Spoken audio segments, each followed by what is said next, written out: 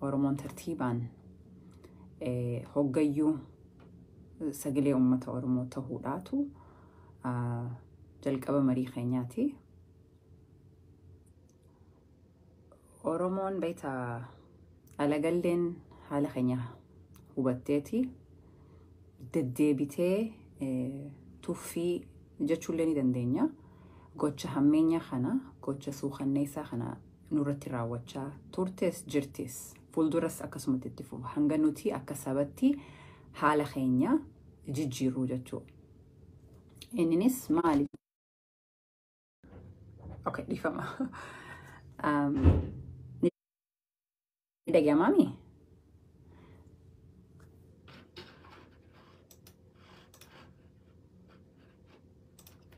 Okay, dhifama.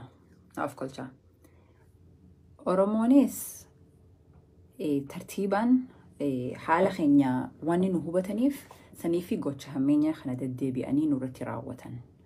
Nutis maali arra hogguu gochi hammeenyaa tokko nurratti dalagame boru ni irraanfanna. Boru hogguu wanni takka nutti tahame haqaleessaa sanii yaadannu akkamitti nutti ta'e jenneeti miira keessa gallaa jechuudha. Miira keessa galuu qoftiin gahaa miti. Miira kana akkamitti hojii jijjiirra? Miira kana akkamitti hojiirra oolchina? Waan jiru itti yaaduu qabna akka sabatti. Amma ani fakkeenyaaf hawaasa daayispooraa keessaan jira. Akka daayispooratti maaliin godhuu danda'a? Gahee kiyya akkamittiin bahachuu danda'a? Oromoon miliyoonaan lakkaa'amtoota biyya alaa jira. Biyya keessa jirtu keessatti maaliin godhuu danda'a? Miidiyaan qaroo uummataati. Maddolaabu kiyya maddolaabu. Sunis maali? Rakkoo uummata Oromoorra gahaa jiru kana guyyarraa guyyatti sagalee uummata keenyaa kaasnee alagaa biratti dhageessisu. Kun maal godha? Dhiibbaa fidaa jechuudha. Mootummaa abbaa irree mootummallee jechuun dandeenyuun mootummallee jechuun maqaa guddaadha. Uummata amma aangorra jiru kana dhiibbaa irratti fida. Waa warraaqsa qabsooti. Miidiyaa motoraa.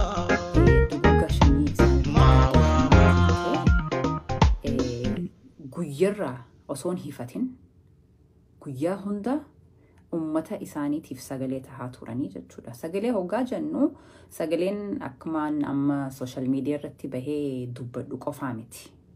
Social media keenya akkaataa itti fayyadamnu jira. Sagalee hoggaa jennu duula Twitter faa gaggeessuu irraa hirmaachuu. Sagalee carraan isinii kana warra request ergachaa jirtan dhiifama. Yaada kana fitadheetiin carraa isinii kana isinillee yaadanii kanattan. Duula Twitter irraa hirmaachuu. Duulli Twitteriin akka social media khabiraatii miti. Twitter sanirratti aangawoota mootummaa addunyaa ituu irraa hirmaata. Akkasumas dhaabbata NGO garagaraa kan rakkoo keenya hubatanii hordofuu danda'an faatu irra jira. Isaan faa taagitti gootee hoggaa suuraa wajjin rakkoo jechoota wajjin rakkoo uummata Oromoo kana taag isaan irra gootee waan san share godhaa deemtu uummanni kunis xiyyeeffannaa sii kennaa jechuudha.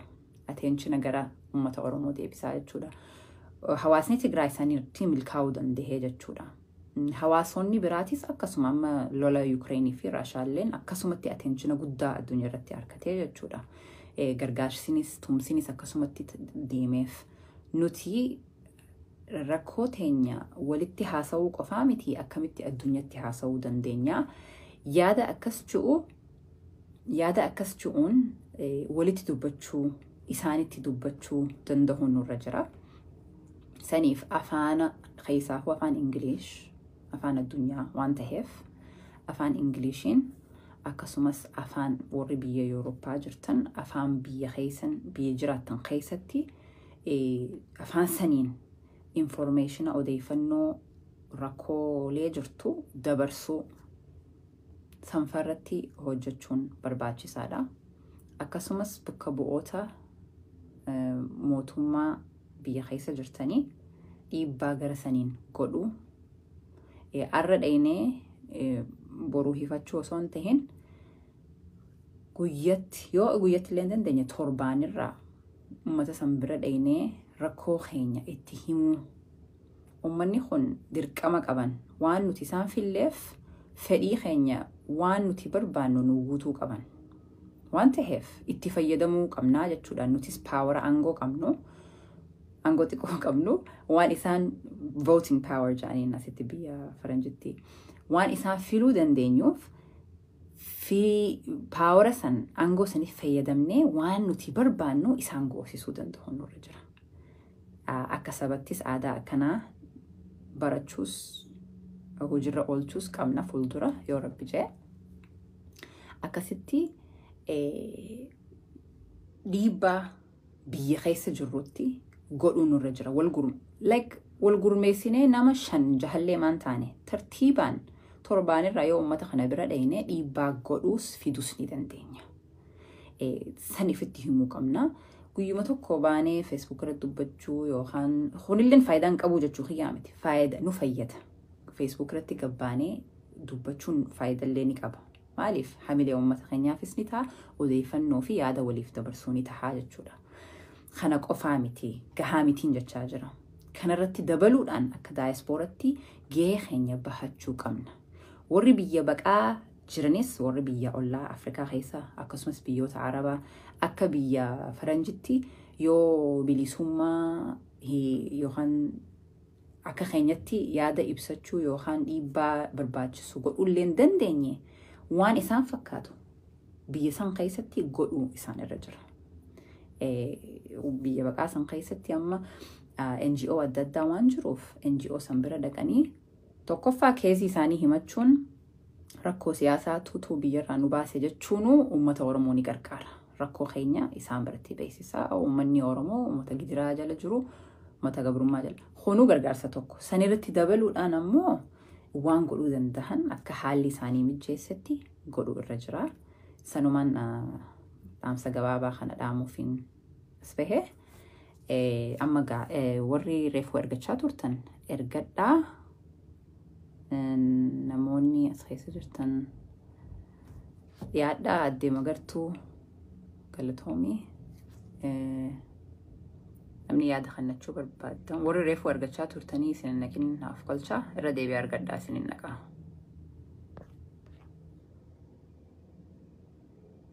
Okay, addee magartuu seeni.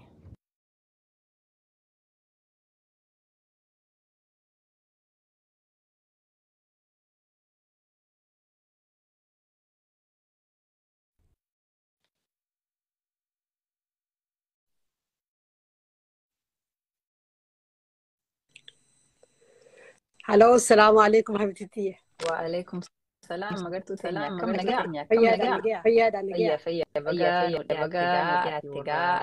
يروهم تأصوني فني سجلي أمة خينيافتي كلا نبرات أكسمس كا سجلتي سنين فينا هدو سجالنا هدو سلفاتنا يادو يادا مدوس وانا براتيس يادا أوكي قالتهم يبلي قالي ساعات gartee sa'aata taphitana keessatti saba keessatti saba sagalee ta'uudhaaf cufa gartee tahaa jirte ammallee galatoomii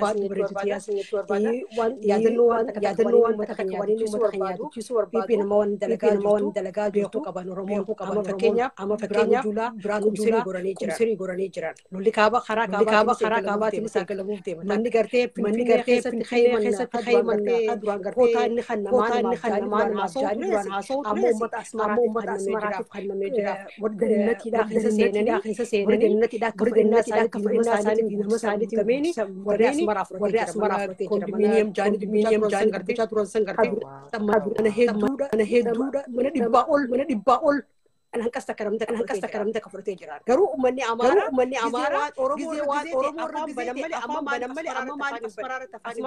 أسمران فرتي من كوندومينيوم قرتي أورومو كستوديو يعني أما أسمران فرتي سان أورومو رت أفهم بنو وادم متهاجرين بتهاجرين جيراني كورابشنا تريماري كمبيوتر مستريجاني هاسوا أمني درينا ترى أسمراتي جرا كفرنا ساني تخزى قرتني مرنا جرايتو لما دبرانو جولا جراني دمبلاش سما خراج إيجن مماري بانو كتيدا أرجو بربادة ساتي دولة رافي ماسوداتو في أنا بقولتي أورومو أجندان ساني كونيشيو والنياچا قرتي أدامت خالي سمسمان سان خارج ورجتي corruption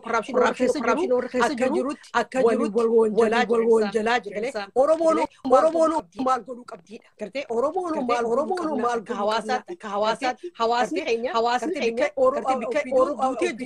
دوتي بيهو كباني أورومونو مال بيهو أوروميا براو أورومو جارتي بك جرتي أورومو جارتي إيراس كرتي ولسني كيلا متملك يوك على ولسني أوروميا برا إيراس شفتون والكنا أوروميا أورومو خيني تشوفها إتيانسي خيني خراس دياسبورا كرتي وني جيما ديرو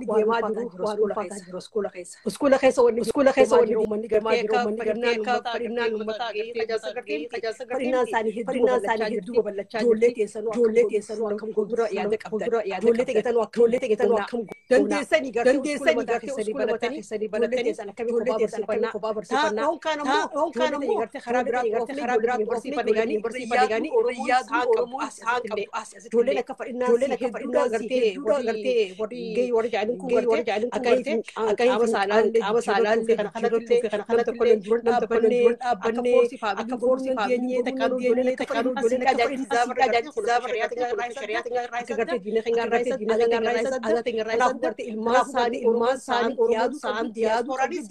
ديادو كبدي أما سومالين قرتي ميتين يعني خرجوا والراسني ميتين ولا بني من حواس diaspora malgoda lisani اتيادو كم فولدر جولة تنيا بدا كديم فتاو مالي جولة قرتي أكام كسان انتورا ورغرغارو قرتي خراسان كاي قرتي سان أكا جولين جرام سايكلام ملي بلير وان كيسان جارتي سالي كارتونا في واجد خان أورومون إسلام خيساب تنجلم كرتي جولة كسنر كامباني أدرات يسن جولة سمال رواتي ديما جرا ديماني لالودان وانسان بدو تكاجرا سنر ديمو كباني يا سنيلين لوكارا أما كدايسبورا كلوان برباد سبدينان يرولي فلان مرياتشو كمنا كهواسوتا برا كوري سوماليو فكني فدني سما خيسا هينانيتي وديفنس ولي فلاتني غورسس ولي خني نوتيس أكبيتو تافي خينيا نموتا namoota barbaachisu nurra jira akka hawaasatti ammoo dubbii ijoorreefuu sanirratti deebi'uu barbaada. Opiniyoon diigamtee jirtu jette uummanni keenya ammallee xiqqollee taatu opiniyoo tanarraa abdii qabu fa'aa jira. Saniin maal jettame agartu. Uummanni keenya amma warri gartee amma silaa aangoo sana feeka taa'u jira. Badiisa deemaa jiru kan osoo harkanii dantaa qoonqoosaa garaa isaaniitti gocha taa'u. Cinaan ammoo garuu walli deemaa jiru kan Oromiyaan wal kabbadaa jiru. Akkam taanaa jee gartee wallee maglacaa kanuudhaaf 80 maglacaa kanuudhaaf gabbatan isaan dubbatan gartee maglacaa kanatti waraqaa katabatanii piraamister baanan feekaaf kanatti erganii waraqaa isaaniitti fakkaatu ilaalle garoomoo miidiyaa gurguddaarratti gootamee galee cinaan takka mormaa jirti. Cinaan takka garaa siitii jechuudha ta'uu jira. Tanaaf gartee nyaadamtanii hawaasa keenya nyaachaa jirtan. Uummanni keenya badaa jireenya isin jirtan opiidiyoo keessatti har'a Oromoo mataas deebi'anii hoolaa gabbaasanii kanaafuu gartee Oromoo malachuu dubbachuu dhabee keessanuu kasaaraa guddaa akka karaa duraa muranii harka muranii lamada deebi'anii muranii fidanii sanis Oromoonus magartee ijoollee gabbee hemali keenya gabbaanii mormachuu silaa mormata guyyaa lamadaa gabbaasanii dhabdee duruun itti erganii hanqalan loon bira kutee tumuun manamaadha. Oromoo waan fokkotaa keessa akka hawaasaa namni keessa addunyaa nama akkasiis dura qalanii akkas goisaa jiru Abiy Ahmed. Fayyina magartuu dubbiin teeti dubbiin raamiti ta'e gaafa Mahammad Amin waraabee baabbiletti gaafa akkasitti bana gaafa wallorraa buusan ijoollee ajjeesan bakka takkatti. Dhiyoon tana aktaroonni maqaafuu miidalagu fuudhanii takkatti viidiyoo waraabaa akka waan bareedaa dalagan tokkotti wanna san baasanii achirra haatanii Oromoo waan dila kanaan nurratti argamu. Nu hubatan dura tuttuqanii silaalan beektaa. Exactly. Omaan dubbanne Oromoon jaaniiti har'a muran kanuu nama jechuun ijoollee keenya ta'a lubbuu isaaniidhaaf gabbaate nama wareegame akkasuudha. Fuuli rabbisaan cufattuu haa tolu. Yes, Abiy Ahmediitu godhu jira. Namni gadhii maachaan jaallatiif inni wal qabanii caataa isaati sirna Habashaa kana cufaatu waan kana hunda nurratti dalagee nutilleen ifirra rafuun sababa kana hunda callisnee Kunnurratti argamee jechuudha. Oromoon reefulee arra iyyinee boruu rafuumi. Consistently akkamitti sagalee fiduu dandeenyaadha. Maaliif jettanii sabni xiqqaan ollaa keenya gabbahanii galgalaa ganama iyyanii isanii suuraa baratti qalama dibatanii gangalatanii akka atteeshin kan itti gooteemaaf hin goote. Nuti gartee dubbachaa nama keenya du'aa jira nama keenya qalamaa keenya gartee mataa tanatti fannisanii akka gartee waggaa jabduu dalagetti deemu jiran qalama Oromoon akkasitti gartee mataan sanii talaalchanii narkindoo san narkindoo gubbaara ibn adiinoo agartanii gaddanii iyyati lallabati namni si lallabu jiru kaduru son obboleessa keessa godhaa jira mataa wal gaajjira Olaa qabnu mataa